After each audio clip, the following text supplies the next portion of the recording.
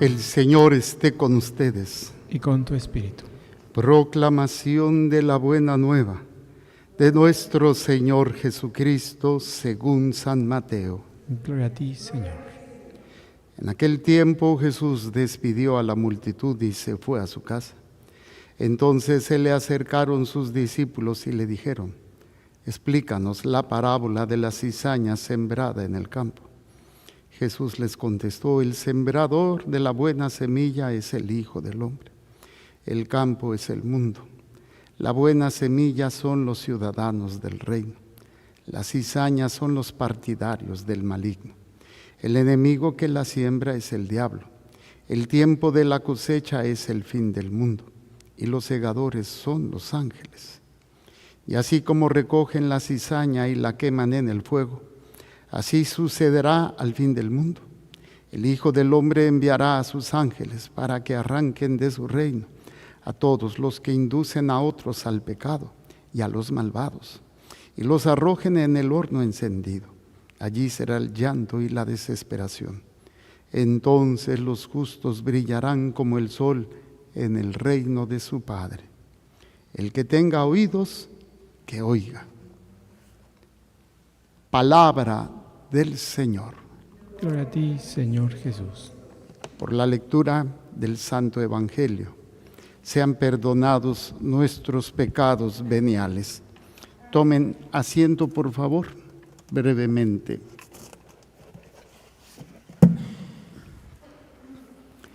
Últimamente se ha difundido y se ha estado hablando de lo que fue la inauguración de estos Juegos Olímpicos. Y se ha generado una gran controversia, un conflicto, un ataque y una defensa. ¿Qué es lo que sucedió?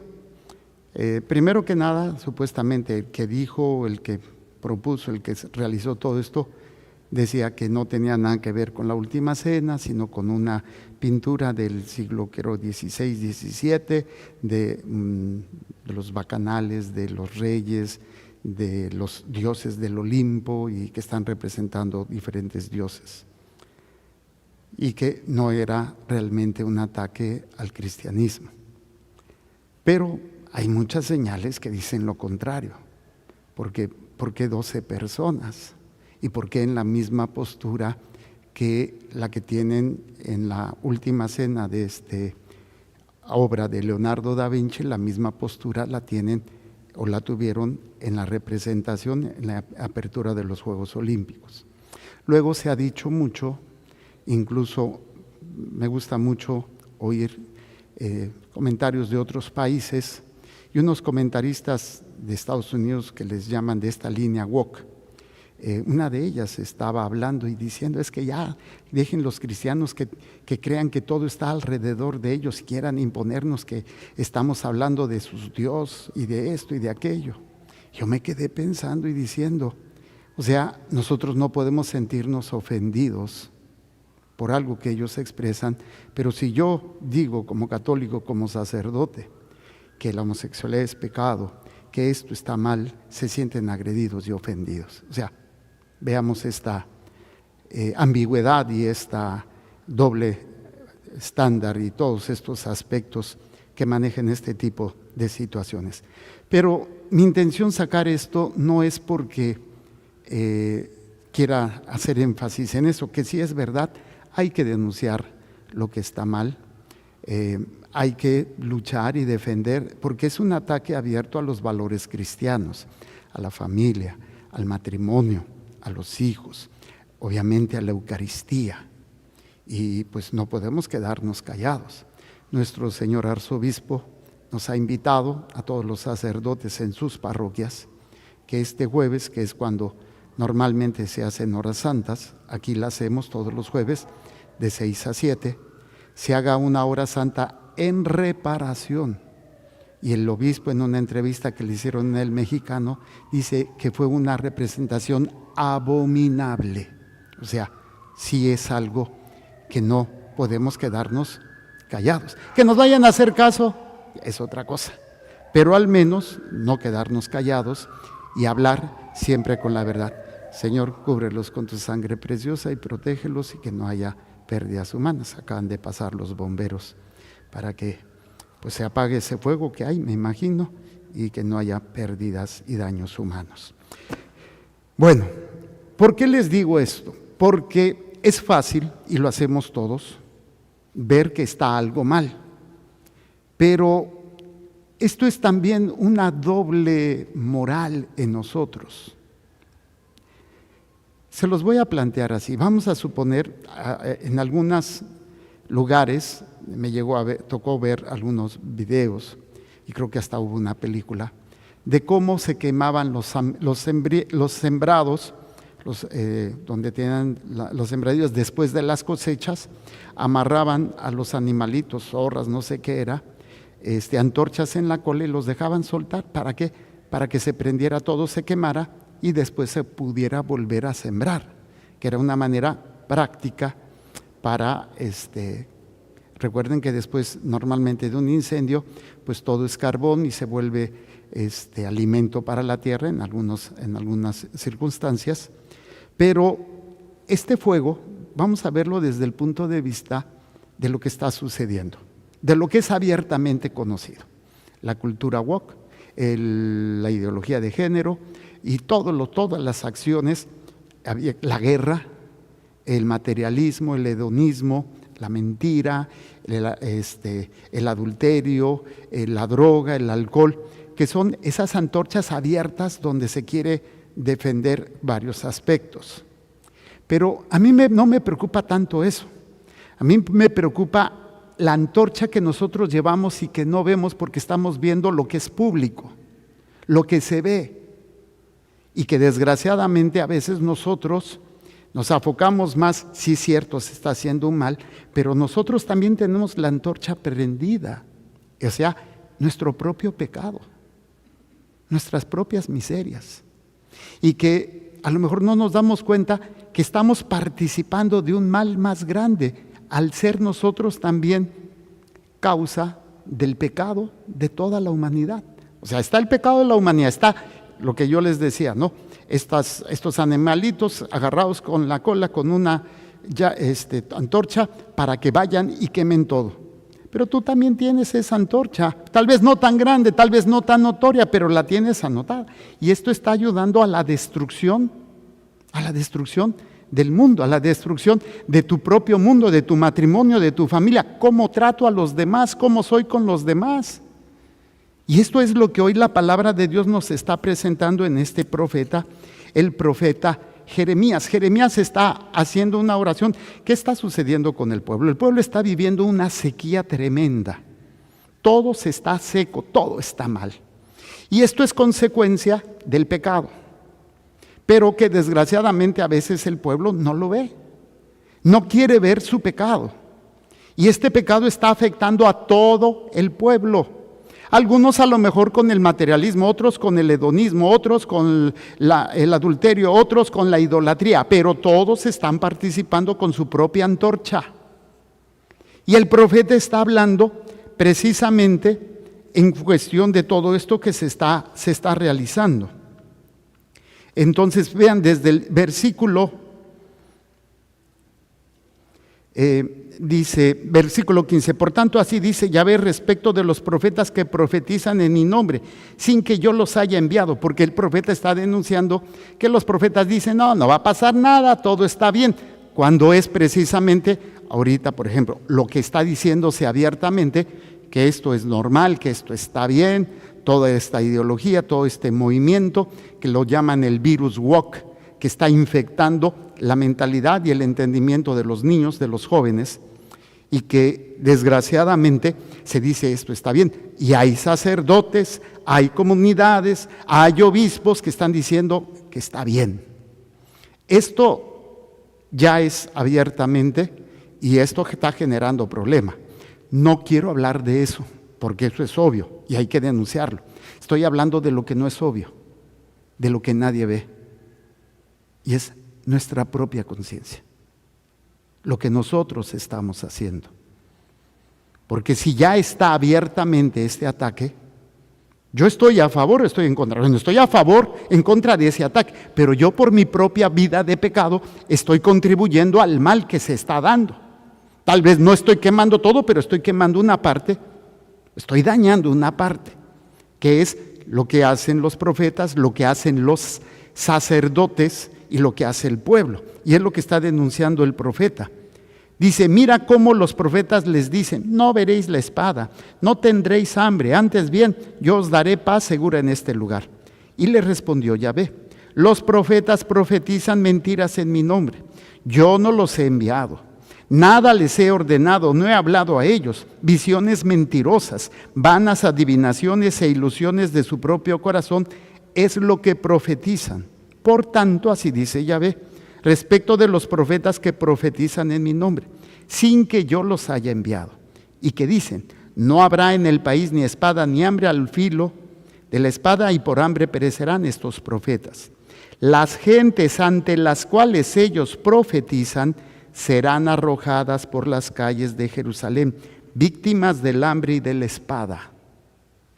Y no habrá quien los entierre a ellos, sus mujeres, sus hijos, sus hijas, y derramaré sobre ellos su maldad. O sea, hay una cuestión de impiedad del pueblo hacia Dios. Pero a veces el pueblo no lo ve porque ve, no, pues es que yo estoy bien. No, no es cierto, no estás bien. Porque es más fácil ver la paja en el ojo de tu hermano que ver tu propia viga. Y esto es el planteamiento que hoy nos hace la palabra de Dios. Entonces, dice Dios al profeta, diles pues esta palabra. Es Dios que le dice al profeta que les diga esto.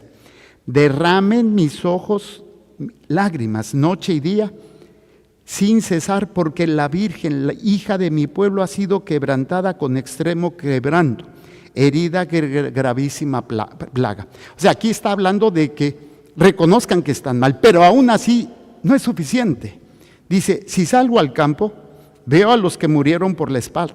Si entro en la ciudad y a los extenuados por el hambre, pues tanto el profeta como el sacerdote andan errantes hacia un país desconocido, que habla de cuando fueron llevados cautivos a otros pueblos. Y aquí entra la intercesión del profeta, o sea, el hombre que está pidiendo por el pueblo. Dice, has rechazado de todo a Judá, aborrece tu alma Sión, ¿por qué nos has herido de muerte? Esperábamos la paz y no hay bien, el tiempo de establecernos y no hay más que espanto. Reconocemos, oh Yahvé, nuestra maldad, la culpa de nuestros padres, ya que hemos pecado contra ti. O sea, el profeta está diciendo, reconocemos que estamos mal, apiádate de nosotros. Y luego dice, no nos rechaces por amor de tu nombre, no profanes el solio de tu gloria. Acuérdate, no rompas tu alianza con nosotros. ¿Hay acaso entre los ídolos de los gentiles quien pueda dar lluvia o pueda dar acaso los cielos enviar agua? ¿No eres tú el Señor Dios nuestro? En ti esperamos, porque tú haces todas estas cosas. Ya no dice en el texto, pero Dios no acepta la intercesión del profeta. No la acepta. ¿Por qué? Porque no hay conciencia de participación del pueblo en el mal que se está dando. Cuando una familia está mal, cuando una familia tiene un problema, vamos a hablar de un alcohólico. ¿Quién tiene la culpa? El alcohólico. Pero yo no. ¿En qué he contribuido? Con mi falta de carácter, con mi propia violencia, con mis juicios, con mis pecados que nadie ve, al daño de mi familia. Ese es el peligro en el que estamos. Es fácil ver el mal grande, y algunas veces ya no es fácil, porque ahora, repito, se ha normalizado todo esto y se dice todo está bien, se ha normalizado. Pero si de por sí ahora es difícil ver el mal, porque ahora no lo cambian, mucho más difícil es ver mi propio mal. Yo no lo estoy viendo. Yo, sacerdote, yo cometo pecados. Y si yo no me pongo a luchar y si yo no lucho por cambiar, no hay ninguna diferencia de aquellos que están haciendo un mal, por ejemplo, imponiendo esta ideología. Porque yo, con mi propio pecado, estoy contribuyendo a la quemazón, a la destrucción del reino de Dios. Y por eso hoy la palabra de Dios nos cuestiona a todos nosotros. Sí, hay que hablar y denunciar lo que está mal, pero la primera denuncia es hacia ti mismo. Y no estoy hablando de que vayas y digas, yo me denuncio que soy un ladrón. No, que te confieses, que te arrepientas, que luches para abandonar o para no habituarte al pecado. No decir, pues todo está bien o los demás están mal. No hacemos conciencia de ello, no trabajamos en nuestra propia conversión, porque no queremos verlo. Estamos en una incapacidad para poder comprender. Y esto ha llevado precisamente a las condiciones en las que estamos viviendo. Culpamos a este movimiento, culpamos a los políticos, culpamos a los sacerdotes pederastas, culpamos a todo mundo. ¿Y tú? ¿Cómo está tu llama? ¿Estás apagado? ¿Eres una gota de agua en medio de toda esta quemazón, de toda esta destrucción? ¿O te levantas como justiciero y dices, es que esto está? Pero tú no cambias, o al menos no luchas por cambiar. No haces ese diario ejercicio de conversión, de arrepentimiento, de lucha continua, porque es fácil señalar, es fácil decir este está mal, y repito, con caridad hay que denunciar, con caridad hay que hablar, con la verdad por delante, pero no seamos hipócritas, veamos nuestra propia flama o por nuestro propio pecado que está afectando, que está dañando. Cuando una persona peca y no lucha por dejar ese pecado, está dañando a todos con los que convive. Y luego, repito, es fácil decir, no, es que mi esposo, mi hijo es un borracho, es un alcohólico. Sí, él está abiertamente conocido, ¿por qué? Porque todo el mundo lo ve, su alcoholismo o sus vicios. Y lo que tú participas y que no ves, ¿qué estás haciendo? Y por eso me encantó esta hilación que hay entre la primera lectura y el Evangelio.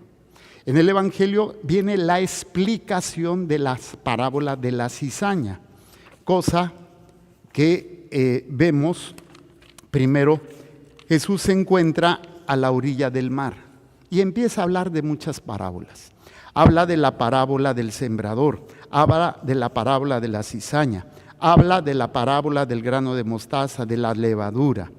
Y después viene la interpretación, que es el texto que estamos escuchando, de la cizaña.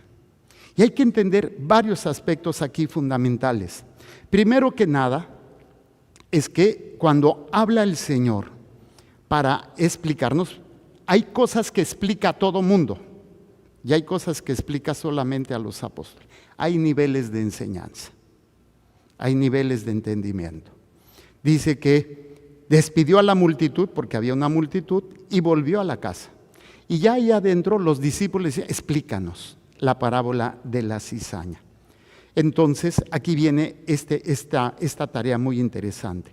Primero que nada, la semilla es la que siembra el Hijo del Hombre. O sea, Jesús con su palabra, Jesús con sus sacramentos, Jesús con las acciones de sus hijos, siembra la buena semilla. ¿Cuál es la buena semilla? La sana doctrina. Las enseñanzas que nos ayudan a vivir en el trato hacia los demás, hacia sí mismo y hacia Dios.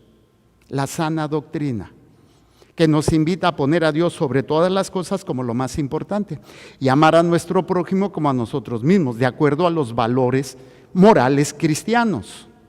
La sana doctrina que me ayuda a conducirme, que me ayuda a guiarme por los caminos. En el programa que hago, hay el primer paso, que es la lección divina, que es la invocación al Espíritu Santo. Y la invocación al Espíritu Santo no es un momento en donde, estudio o no estudio esta carrera, o me caso o no me caso. No es un consultor de internet como el Google, donde tú vas y buscas algo y ya no lo vuelves a ocupar. La invocación al Espíritu Santo es un estado de vida en donde todo lo que hago todo lo que decido, todo lo que quiero, no quiero, todo lo que paso es bajo la guía, buscando la guía del Espíritu Santo. No es solamente un momento, porque así no funciona. Tiene que ser en esa conciencia. Bueno, el caso es que en esa lectura que hoy estábamos haciendo de esta explicación de la cizaña, ¿sí? Entonces Jesús nos habla de que Él es el sembrador y la semilla es la doctrina, su voluntad, su divina voluntad. No hay otra. Todo lo demás que no sea su divina voluntad se le llama cizaña. Entonces, tu humana voluntad, si no está unida a la divina voluntad, eres cizaña. Eres ese animalito que le amarraron la cola con una antorcha para quemar todo, destruirlo todo. Entonces, yo tengo que hacer conciencia hasta dónde yo estoy destruyendo, porque no estoy aceptando la semilla que el Hijo del Hombre ha venido a poner en mi corazón, que a veces es la corrección de papá, la corrección de mamá, las enseñanzas de la iglesia, a través de todas esas situaciones donde se nos ayuda a tratar de esto está bien y esto está mal. Hoy, pues obviamente, ya no hay esa, o quieren quitar esa cuestión de lo que es bueno y lo que es malo, de acuerdo a la semilla que vino a traer el Hijo de Dios. Entonces, Él dice, el que siembra la buena semilla es el Hijo del Hombre, el campo es el mundo, o sea, todos los ámbitos de nuestra vida, la iglesia, el trabajo, la familia, dónde me divierto, dónde viajo, cómo descanso, lo que veo, lo que no veo, hago ejercicio, no hago ejercicio, todo es el mundo. La buena semilla son los hijos de Dios, la mala semilla, dice, las cizañas son los hijos del maligno. El enemigo que sembró es el diablo. Aquí hay un aspecto muy interesante. Primero, cuando yo no sé mucho de campo, traté de investigar un poquito, pero cuando la semilla, la cizaña y el trigo crecen, al principio nadie puede distinguirlos, porque no han dado todavía su producto. Entonces, aquel que no sabe, aquel que no conoce, puede arrancar el trigo en lugar de la cizaña. O, como dice el Señor, si arrancas la cizaña, te vas a llevar o vas a arrancar también el trigo. Primero, entonces, no es tan fácil a veces distinguirlo. Segundo, cuando ya se tiene el trigo, pues el trigo siempre va a ser trigo y la cizaña siempre va a ser cizaña. A diferencia que en el campo de Dios, en el campo del mundo, hay quienes pueden ser cizaña y convertirse en trigo, y hay quienes pueden ser trigo y convertirse en cizaña. Cuando cambiamos la doctrina, cuando no hacemos la voluntad de Dios. Yo puedo llevar una vida de ser trigo y de repente me alejo y empiezo a hacer lo que yo quiero, pienso, me gusta y me convierto en cizaña. O al revés, siendo cizaña tengo una conversión y empiezo a ser trigo. Empiezo una transformación de mi vida. Pero esto es algo que nosotros tenemos que estar alertas. Y repito, ¿cuál es la característica de ser trigo, ser cizaña? La sana doctrina, la divina voluntad, lo que el Señor nos pide. Pero como nosotros no estamos buscando agradar a Dios, no estamos buscando preguntarle a Dios qué quieres que haga, sino más bien le decimos a Dios qué es lo que queremos que Él haga, pues allí cambian las cosas, no es lo mismo. Entonces, y el otro elemento fundamental, cuando está la parábola de la cizaña y Jesús se las dice, allí está donde se le acercan, dice, y fueron los siervos. ¿Quiénes? Los siervos. Al dueño de la casa le dijeron, Señor, ¿no sembraste grano bueno en su campo? ¿Cómo entonces tiene cizaña? Le respondió, algún enemigo ha hecho esto. Le preguntaron, ¿quiénes? Los siervos. ¿Quieres que vayamos a recogerla? ¿Quieres que vayamos a recogerla? No. O sea, no nos toca a nosotros. ¿Por qué? Van a venir los segadores. ¿Quiénes son los segadores? Los ángeles. los ángeles. Ni tú ni yo podemos decir, este está condenado. No, eso le corresponde al Hijo del Hombre. Pero nosotros no podemos ponernos a cegar, porque a lo mejor somos cizaña y a los primeros que nos vamos a cortar somos nosotros. Es necesario pues que entendamos que cuando son los servidores los que se le acercan, son todos aquellos que aparentemente nos sentimos con la autoridad para condenar o para señalar o para atacar. Nuestra tarea es ver que si son cizaña, existe la posibilidad que se puedan convertir en trigo. Y orar por ellos. Orar por ellos. Y si vemos que alguien está mal, orar por ellos. Pero cuando nos ponemos así de autoridad y este es malo y es, ok, lo que está haciendo es malo, tal vez. Lo que está diciendo es malo. Y hay que orar por esa persona para que se arrepienta. Porque el único que puede arrancar, los únicos que van a arrancar el trigo de la cizaña, lo dice en la explicación. Enviará a sus ángeles y recogerá de su reino todos los escándalos y a los que cometen iniquidad. ¿Sí? Entonces, es precisamente enviará a sus ángeles, ni tú ni yo. Tiene que darse el trigo y la cizaña, sí. Y muchos nos sentimos trigos. Es que cómo sufro, es que mi matrimonio, es que mis hijos, es que mis padres, es que mis autoridades, es que mis hermanos, hey, ¿no será que eres cizaña y no lo estás viendo? Cuando te conviertes en trigo, lo primero que surge en ti es la caridad, la oración, la reparación. Esta acción que hicieron estas personas, yo lo que me queda es pedir por ellos. Denunciar, no está bien lo que hicieron. Y no podemos quedarnos callados. Y hay que orar porque son almas. Ellos no creen en Dios y que se enojan. Pero esa es la diferencia que debería de haber en nosotros con respecto a ellos. La caridad, el amor y la lucha por la salvación de las almas. Y luego dice más adelante, cuando ya está diciendo,